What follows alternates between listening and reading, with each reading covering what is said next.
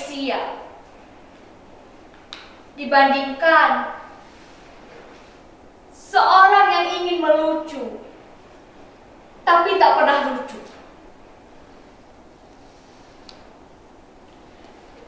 Jangankan orang lain tertawa, saya saja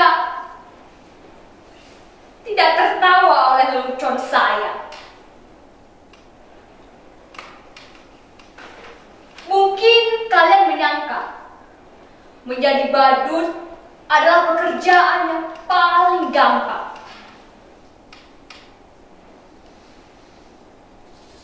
Tinggal bertingkah kocak dan semua akan tertawa.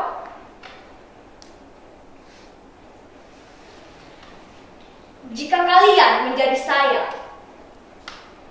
kalian akan mengerti. Tak mudah membuat orang lain tertawa. Apalagi jika kalian memang sedang tidak ingin tertawa. Lagi pula, di zaman ketika orang mudah marah dan tersinggung, membuat lelucon tidaklah segampang yang kalian bayangkan. Bisa-bisa karena lelucon kalian dipenjarakan karena dianggap mencemarkan nama baik dan menghina. Kawan baik saya, seorang pelawak, ia dipenjarakan karena hanya membawakan sebuah lelucon. Dia bercerita tentang seseorang yang memanjat pohon kelapa pada jam 10 pagi. Dari atas pohon kelapa, ia mengumandangkan azan subuh. Tentu saja, itu membuat gempar seluruh kampung. Orang-orang kampung berbondong mengejarnya. Bahkan ada yang sampai ingin membunuhnya. Dasar orang aneh, turun kamu! Begitu orang-orang kampung berteriak marah. Berani-beraninya kamu melakukan penghinaan. Azan jam 10 pagi. Dasar orang aneh, kafir!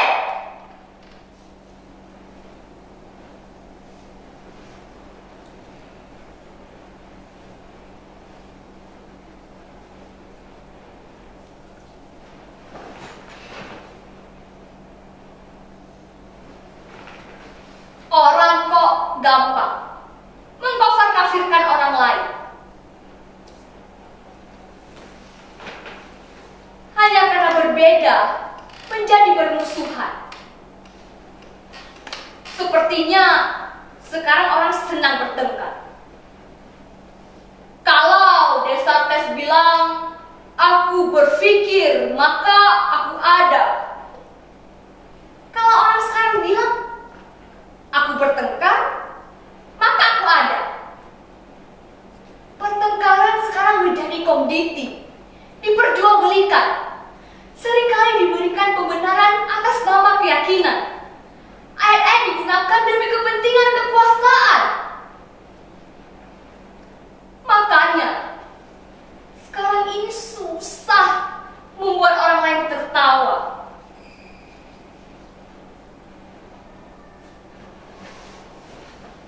Saya menjadi badut meneruskan ayah saya.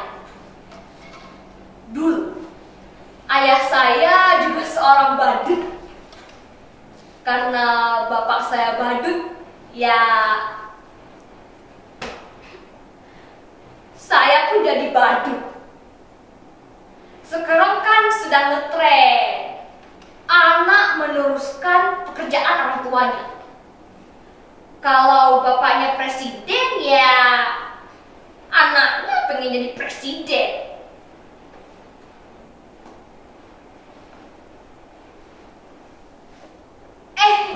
Enggak deh, anaknya nyalon jadi gubernur atau wali kota.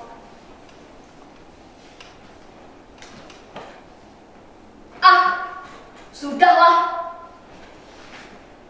nanti saya malah ditangkap.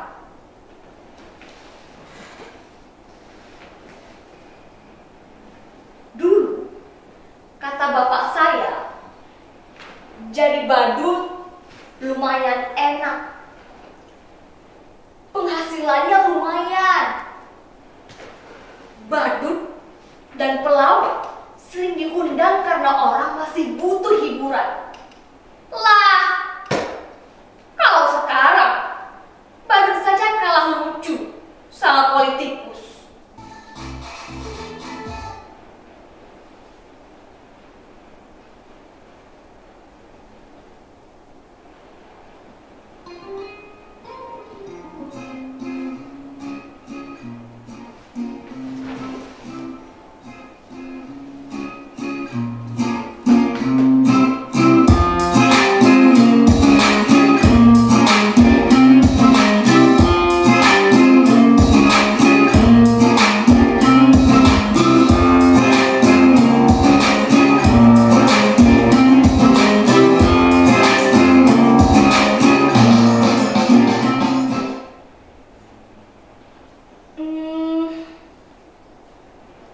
Aku gak bakal nyangka kamu bakalan datang ke sini. Silahkan. Silahkan. Silahkan duduk.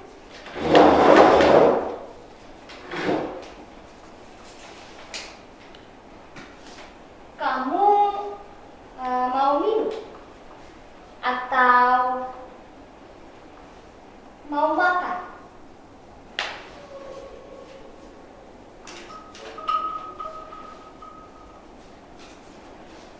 Kamu nggak haus?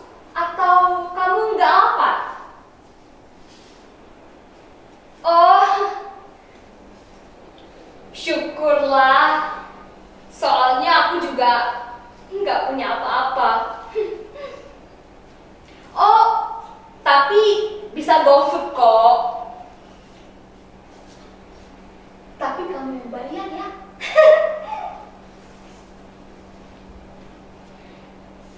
Yang tadi itu pacar saya loh. Jangan tersenyum mengejek begitu. Badut kan juga manusia. Bisa falling in love. Lihat tuh pacar saya.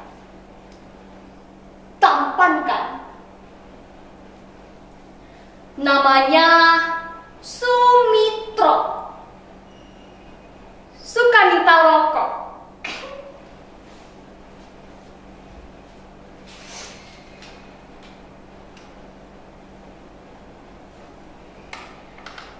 Terima kasih kamu sudah mau menjumpai saya.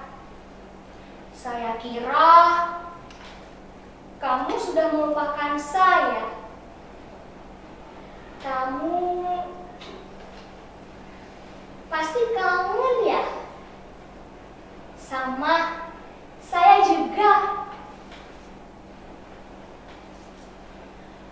Rindu itu berat. Kamu gak akan kuat. Biar aku saja. Aku kira kamu udah gak mau sama aku. Katanya kamu udah punya pacar baru yang lebih cantik, yang lebih kaya.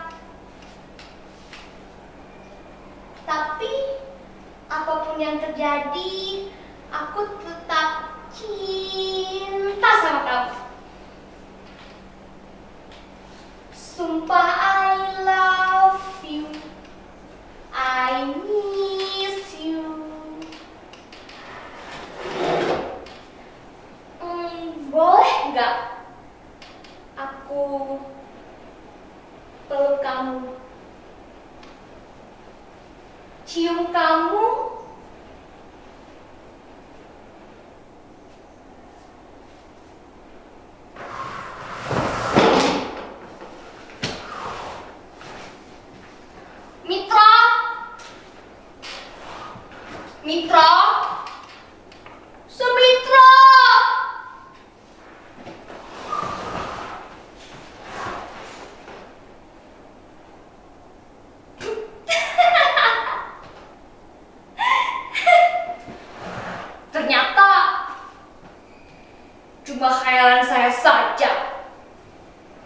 gak punya pacar. Saya baru jomblo. Sudah badut jomblo pula. Nasib saya benar-benar ambiar.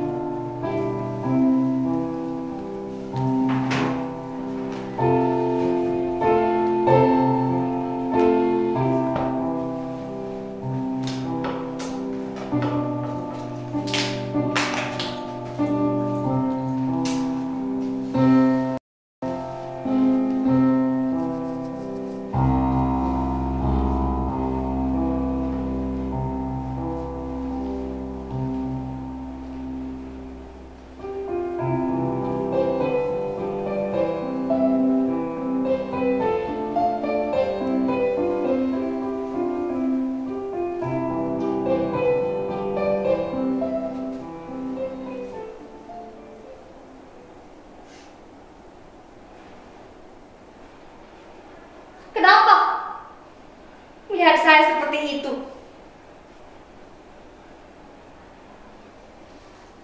Apa ada yang aneh? Sudah saya katakan, saya ini orang yang siap. Nasib selalu punya kejutan-kejutan yang tak pernah saya duga. Kalian lihat nih,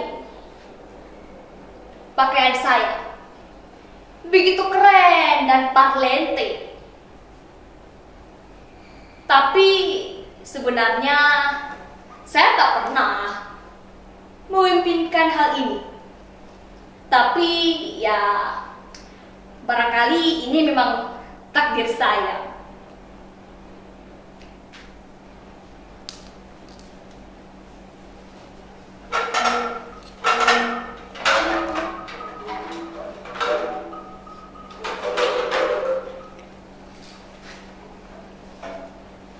Suatu hari, saya diminta untuk mengisi hiburan di sebuah kampanye partai. Di sana, saya merasa lelucon saya biasa-biasa saja, sama sekali tak lucu.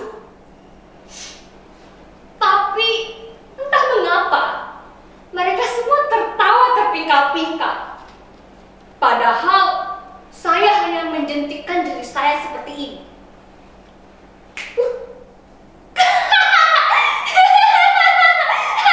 Semua orang tertawa terbahak-bahak. Saya hanya menggoyang-goyangkan badan saya. Semua orang tertawa terpingkal-pingkal.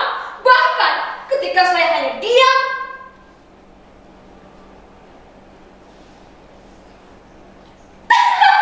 semua orang juga tertawa terpingkal-pingkal.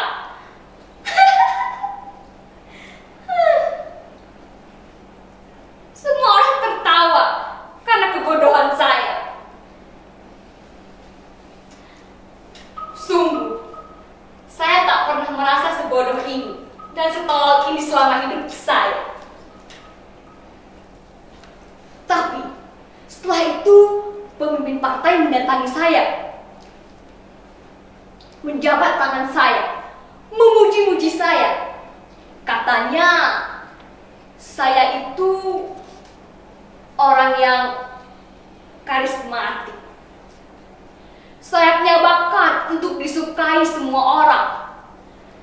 Dan itulah bakat seorang pemimpin. Ia bilang begini, menjadi pemimpin tidak harus cerdas atau pintar. Asalkan kamu mempunyai kemampuan untuk disukai semua orang. Dan kamu mempunyai bakat untuk menjadi seperti ini. Kamu orang yang sangat diperlukan di dalam partai ini. Setelah itu, mereka mendandani saya menjadi seperti ini, menjadi necis dan keren. Kemudian saya didaftarkan untuk ikut pilkada. Padahal saya bahkan tak tahu apa itu pilkada. Bahkan saya tak tahu apa itu bedanya pilkada dan pilkada. Tapi ada yang bilang kalau pilkada itu tak boleh dicoba-coba buat anak. Kalau pilkada boleh dicoba-coba buat anak. Makanya sekarang banyak anak pejabat dan pemimpin yang coba-coba ikut pilkada.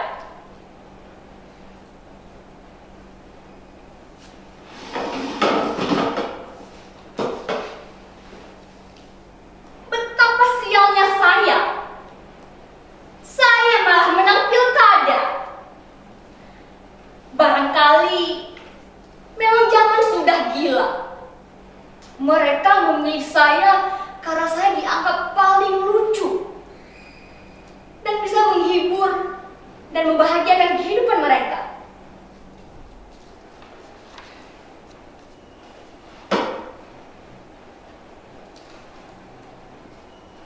Dulu, ketika saya menjadi badut, saya tak pernah membuat orang lain tertawa.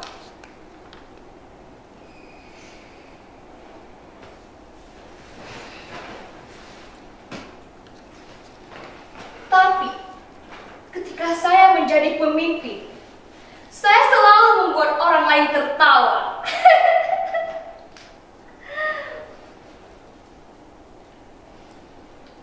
Sudah saya katakan, hidup saya memang sial. Dulu menjadi badut, sekarang menjadi pemimpin pun tetap jadi badut. Badut yang bisa mereka atur, badut yang bisa membuat mereka terhibur. Memang begitu sial nasib saya. Makanya saya katakan, jadi badut itu berat. Kamu gak akan kuat. Biar para pemimpin saja.